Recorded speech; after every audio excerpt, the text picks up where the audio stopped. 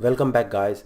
We've installed Virtualbox on our computer and we have created a virtual machine with Ubuntu Linux installed on it. Now let's go over some features available to us through the Ubuntu desktop user interface. On the left hand side, this is the taskbar and it has your favorite applications listed on it. So for example, I've got Firefox web browser, a file browser, which is like a Microsoft style file browser. I've got Ubuntu software, which is a software center for Ubuntu. So if I have to install any software, I just have to click on the search bar here, search for that software name, and it will show up related matches. Click on that software and click on install, and this should start installing softwares on my machine. And then help will show the Ubuntu desktop guide, which I can use to search various things.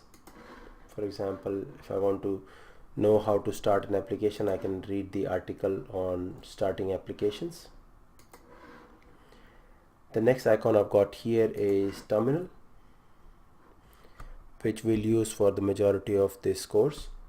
So this is the command line interface to do various activities, but we'll close out for now.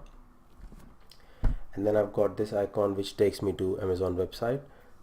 Now to remove anything from this favorite taskbar, all you've got to do is right click on that, click on remove from favorites.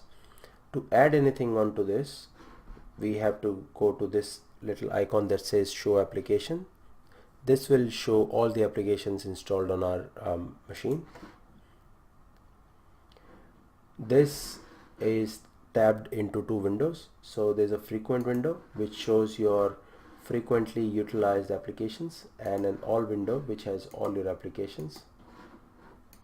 So let's say I want to add to do to my favorites, so I'll right click on to do and click on add to favorites, and this will pop up here, and I have a notification that to do has been added to my favorites. I also want to add settings, so I'll click on settings, and I want to add backups, so I'll click on add to favorites.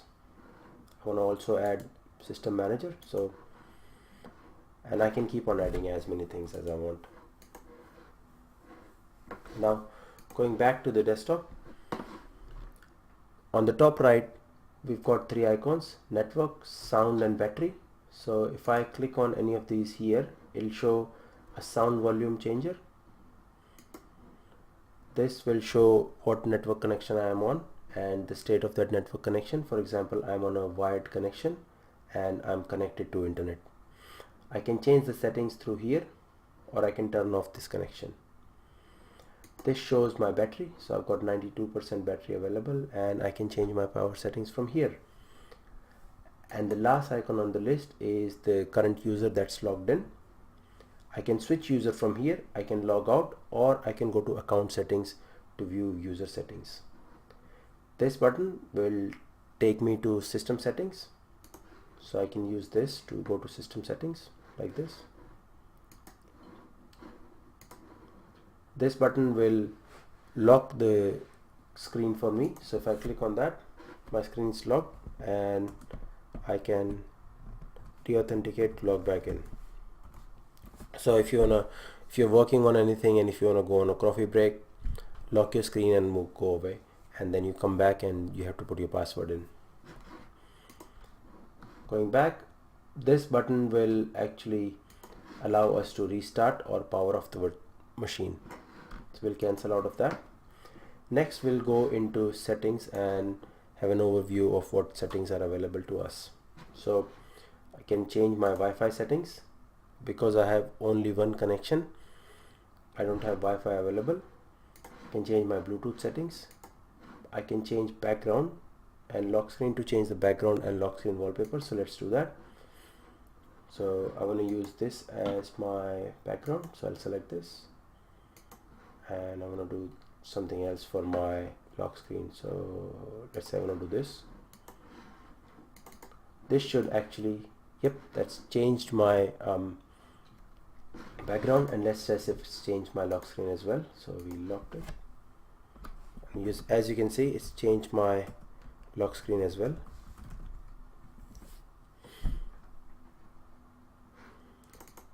Now dock will allow me to auto hide the dock. So if I turn it on, it will auto hide the dock,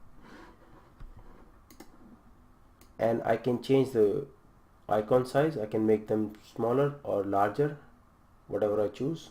So I'll go for a smaller size icons, and I can change the position on screen from left, bottom, or right. So I'll keep it at bottom. Notifications will allow me to choose which applications I want to notify me on something. For example, if I'm installing something from the software center, I'll go there, install it, and I'll go away and do something else on my, let's say I'm writing a report on my LibreOffice writer. I want to install a software. I'll go to software center, install it, click on the install button, go back to my LibreOffice writer, and once that installation is finished, it'll pop up here. I don't know if you noticed it did that. So let's give it a go again. So I'll go to software center, go back to the list of the I had. So I want to install Notes.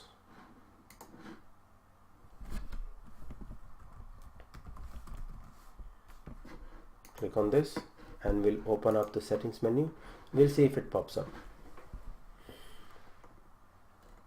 So you can enable system-wide notifications from here, or see, so it's given me this pop-up. We can enable system-wide notifications from here, and we can enable lock screen notifications from here. If you don't want lock screen notifications, I'll turn this off. I like this because if my screen's locked, that means I'm not working on it anymore, and I don't want other people to know what I was doing. So I don't want lock screen notifications, but I do want notification pop-ups. So applications, you can choose which applications can notify you. For example, if you want to know if a backup's completed or not, you can change those settings from here. Language and region will allow you to set up your language or whatever region are you in. Online accounts will allow you to connect your online accounts to your machine. Privacy will allow you to change some privacy settings. Sharing will allow you to toggle screen sharing on or off. Sound will allow you to change sound settings. For example, what output device you want to use, what input device you want to use, volumes, etc. Power will allow you to change what you want to do when you're in a power saving mode. So for example, in power saving mode, how soon I want the blank screen to pop up. So if I want to do it never, I can go never, or go 2 minutes. And what happens when I click on suspend and power button? It says automatic suspend on battery power when the delay is 20 minutes.